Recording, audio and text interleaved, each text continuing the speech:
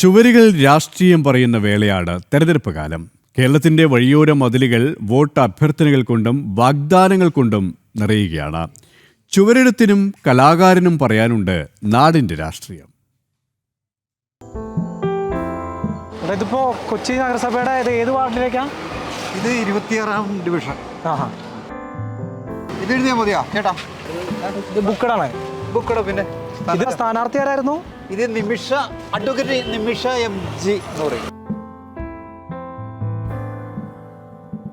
അതിൽ കിട്ടാൻ ഭയങ്കര പാടായിരിക്കും. അങ്ങനെയൊന്നുമല്ലേ, പ്രാദേശികമായിട്ടുള്ള സംഭവങ്ങളല്ലേ, അത് ചിലരുടെ സ്വാധീനമൊക്കെ ഇതിൽ ഉപയോഗിക്കാം. ചിലവര് ബുക്ക് ചെയ്ത് പോയോടത്ത് മറ്റുള്ളവർ വന്ന് എഴുതി കഴിഞ്ഞാൽ അടിയാ. അടിയൊന്നും അല്ല, സൗഹൃദമാണല്ലോ. വാശിയും ഉണ്ട് അതോടൊപ്പം തന്നെ ഒരു, കാരണം തദ്ദേശം എല്ലാം അറിയുന്നവരല്ലേ, എല്ലാം അറിയുന്നത്. അപ്പുറത്ത് നിൽക്കുന്ന സ്ഥാനാർത്ഥി ചിലപ്പോൾ നമ്മുടെ പ്രിയപ്പെട്ടവരാകും. ആയിരിക്കാം, അങ്ങനെയൊക്കെ വരും. മാത്രമല്ല ഇത് ഞങ്ങൾ ചെയ്തു എന്നുള്ള അവകാശവാദമൊക്കെ വരുമല്ലോ. ഒന്നും ചെയ്തില്ലെന്ന് മറുപക്ഷം. NDA സ്ഥാനാർത്ഥി ഈ ഇത് തന്നെയാണോ? അത് തന്നെ പോലെ 10-40 വർഷമായില്ലേ തുടങ്ങിയിട്ട്. സ്ഥാനാർത്ഥി ഇത് എഴുതി എല്ലാവർക്കും വേണ്ടി എഴുതി അങ്ങോട്ടോട്ട് മാറിപ്പോവോ? UDF കുറേ ഇങ്ങനെ എഴുതിയതിന് ശേഷം ആയിരിക്കും അടുത്ത ചുവര് നമ്മൾ LDF എഴുതുന്നത്. അപ്പൊ UDF എന്ന് എഴുതാറുണ്ട്. അങ്ങനെയൊക്കെ തെറ്റിപ്പോയിട്ടുണ്ട്.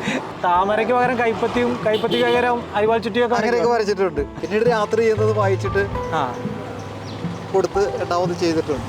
സാധാരണ ഇങ്ങനെ ആൾക്കാർ പറയാറുണ്ട്, ഇങ്ങനെ ഈ ബോർഡ് വെച്ചിട്ട് പൈസ കിട്ടിയില്ല, മതിലെഴുതിയിട്ട് പൈസ കിട്ടിയില്ല, എല്ലാവരെയും പറ്റിക്കുന്നതാണ് രാഷ്ട്രീയക്കാർ, നിങ്ങളെയും പറ്റിക്കാറുണ്ടെന്നൊക്കെ.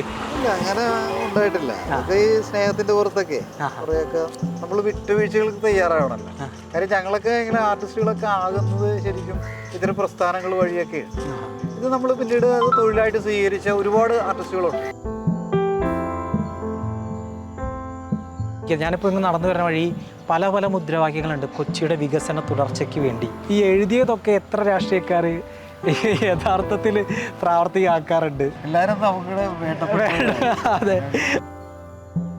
മോഹൻ ചേട്ടൻ കൊച്ചി കേന്ദ്രീകരിച്ചാണ് ചേട്ടൻ്റെ ജോലിയും. സാധാരണക്കാരായിട്ട് ഏറ്റവും ഇടപെടുന്ന ഒരു വ്യക്തിയാണ്, സാധാരണക്കാരനാണ്. എന്താണ് കൊച്ചി നേരിടുന്ന ഏറ്റവും വലിയ പ്രശ്നം എന്നൊക്കെ ഈ ജനങ്ങളുടെ പ്രശ്നമായിട്ട് ഇപ്പോൾ തോന്നുന്നുണ്ടാണ്? കൊച്ചി നേരിടുന്ന പ്രശ്നം ശരിക്കും ട്രാഫിക് ആണെന്നാണ് എനിക്ക് തോന്നിയിട്ടുള്ളത്. അതുപോലെ മലിനീകരണം. എവിടെയും നമുക്ക് മൂക്ക് പൊത്താനാവാത്തൊരവസ്ഥ, പൊത്തിക്കൊണ്ടേ നമുക്ക് നടക്കാൻ കഴിയും. ചവറ് കൂനകളെല്ലാം. മെട്രോ വന്നിട്ടൊന്നും ട്രാഫിക്കിനെ അത്ര ആയില്ല എന്നാണ് എനിക്ക് തോന്നുന്നത്. ഒരു സിനിമയിലുണ്ടല്ലോ, സലീം കുമാർ കൊച്ചി എത്തി എന്ന് പറയുന്ന ഉറക്കത്തിൽ മണത്തിട്ടാ കൊച്ചി എത്തിയതാ. ഇപ്പൊ മാറ്റം ഉണ്ടോ അതോ ആസൂത്രണത്തിന്റെയൊക്കെ പ്രശ്നങ്ങളാണെന്നാണ് എനിക്ക് തോന്നുന്നത്. ഈ കാണകളുടെയൊക്കെ ചിലത് വീണ്ടും കുത്തിപ്പൊളിക്കേണ്ട അവസ്ഥയൊക്കെ വരുന്നുണ്ട്. അതോടൊപ്പം തന്നെ ഈ പൈസ വേസ്റ്റായിട്ട് സർക്കാരിന്, ഏത് സർക്കാരിനാണെങ്കിലും നഷ്ടപ്പെടുന്നത് ഒരു നഷ്ടം തന്നെയാണ്. ഏത് സർക്കാരാണെങ്കിലും ഒരു ആർഭാടം കുറയ്ക്കണം എന്നുള്ളത് തന്നെയാണ് അല്ലേ? ആർഭാടം കുറച്ചാൽ നന്നായിരിക്കും. ഡ്രഗ്സ് ഒക്കെ വലിയ വിഷയമാണല്ലോ കൊച്ചിയിൽ. അങ്ങനത്തെ വലിയ നിരവധി സംഭവങ്ങളൊക്കെ ഉണ്ടാവുന്നു.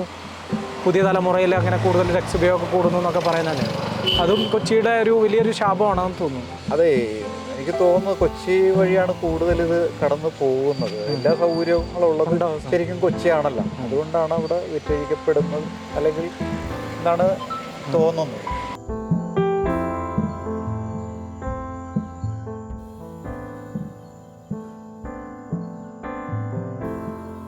ചുവരെഴുത്തുകൾ ഓരോന്നും ചെന്നെത്തുന്നത് വോട്ടർമാരുടെ മനസ്സിലേക്കാണ്.